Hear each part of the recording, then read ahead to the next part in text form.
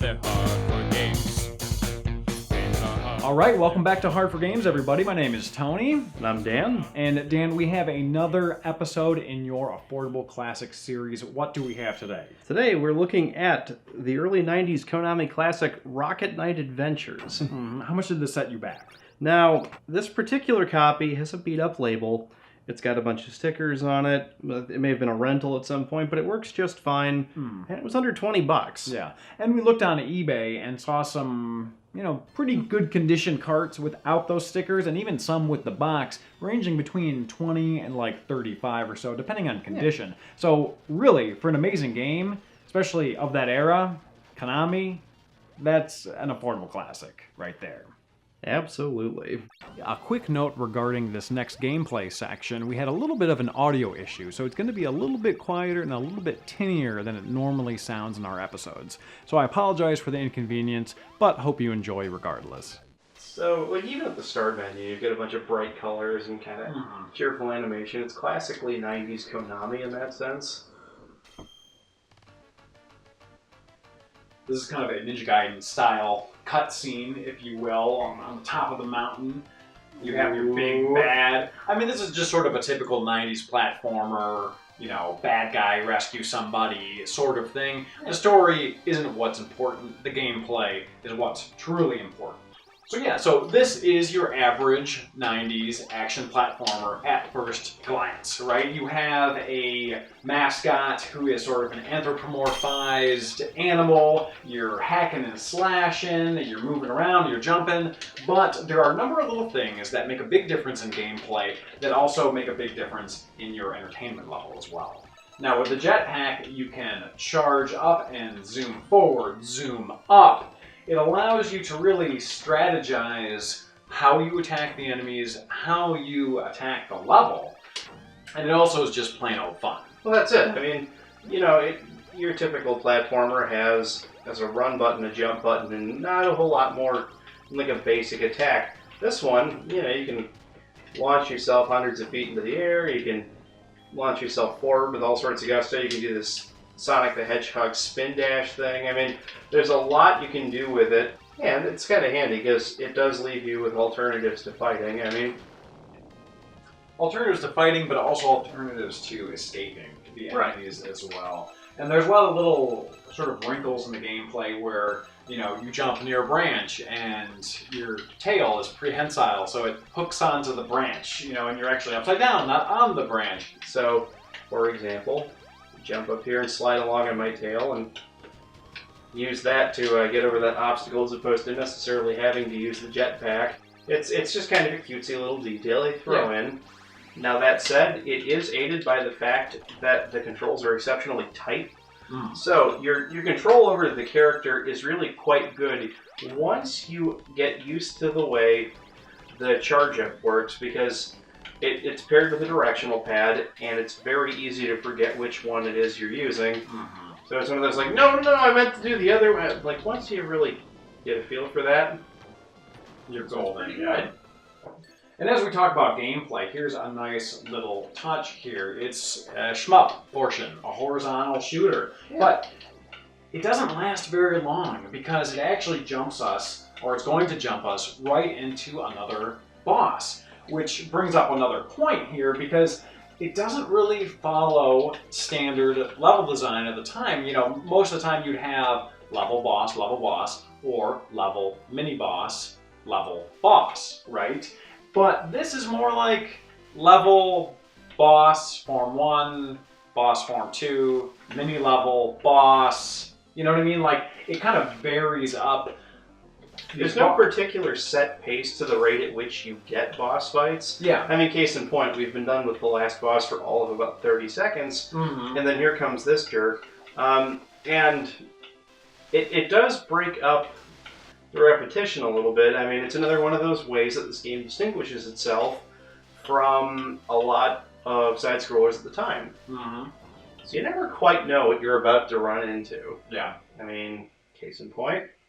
All right, so there. Literally running into the wall. Yeah. So now, back to kind of a more normal side-scrolling format. We're in the presumably good guy's castle, the bad guy's all wrecked up. Mm-hmm.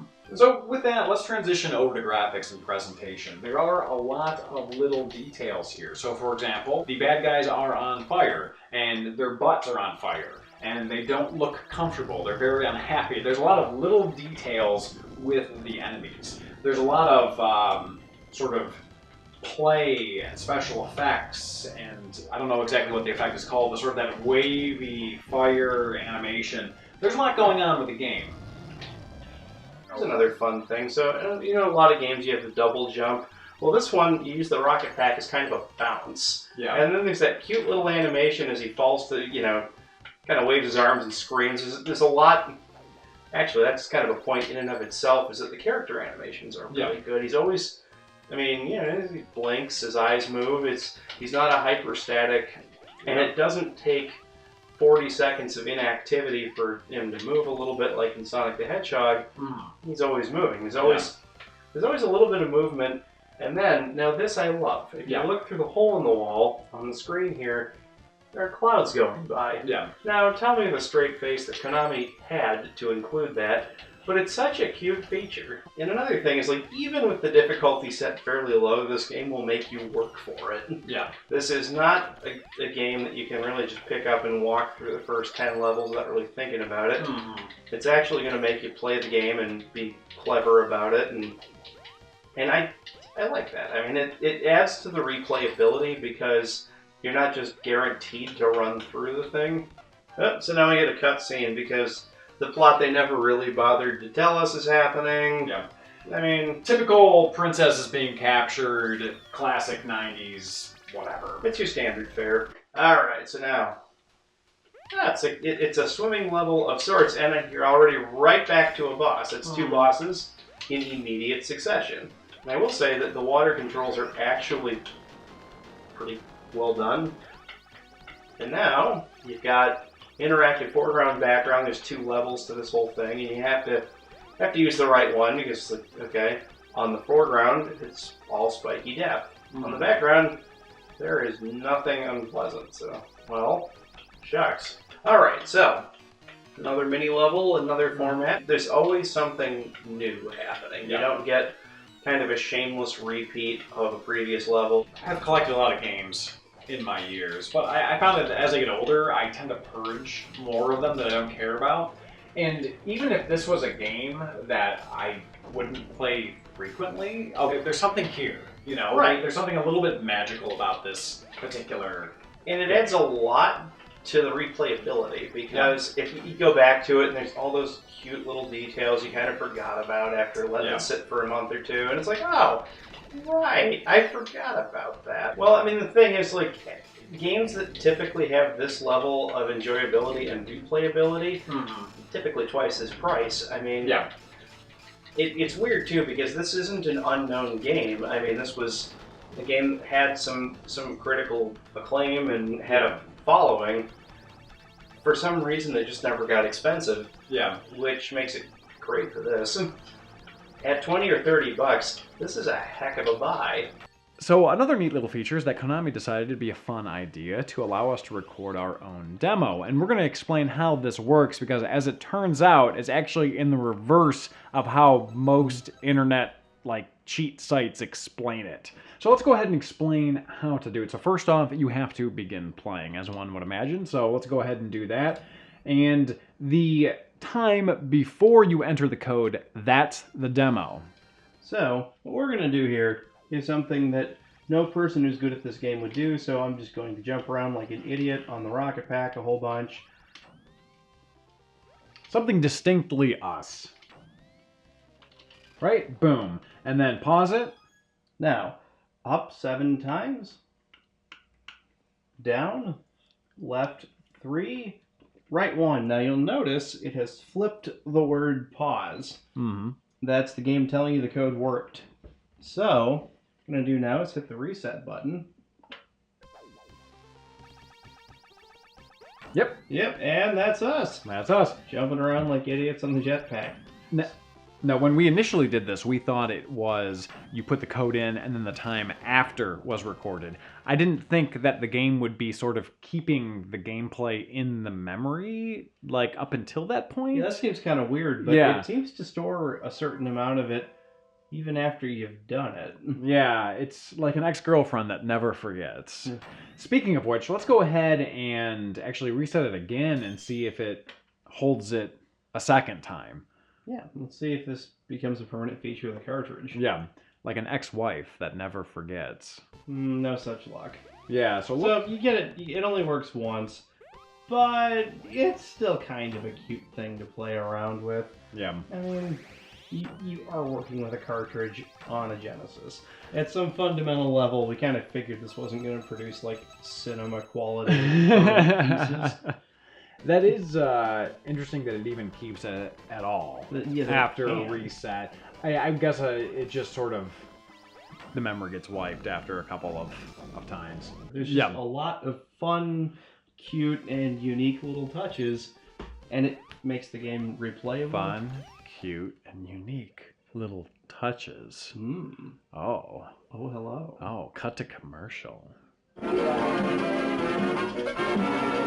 So that was Rocket Knight Adventures for the Sega Genesis, and honestly, I'm excited to check out its sequel and that weird spin-off Sparkster game for the SNES that's a sequel but not a sequel but is a sequel, depending on how you look at it. Whatever you want to call Whatever it. it is. Either way, I'm pretty excited to continue the series. Well, it's the sort of game that inspires excitement because everything it does so well. You think, my God, where do I get more of this? Exactly. So, speaking of more of this, let us know in the comments section what other games that you feel are affordable classics that you think we should cover on the show, because that is Dan's shtick. He wants to find games that are affordable, that are fun. Go figure. I mean, perish the thought. I'm a gamer, not a collector. Yeah. I don't care what it looks like sitting on the shelf.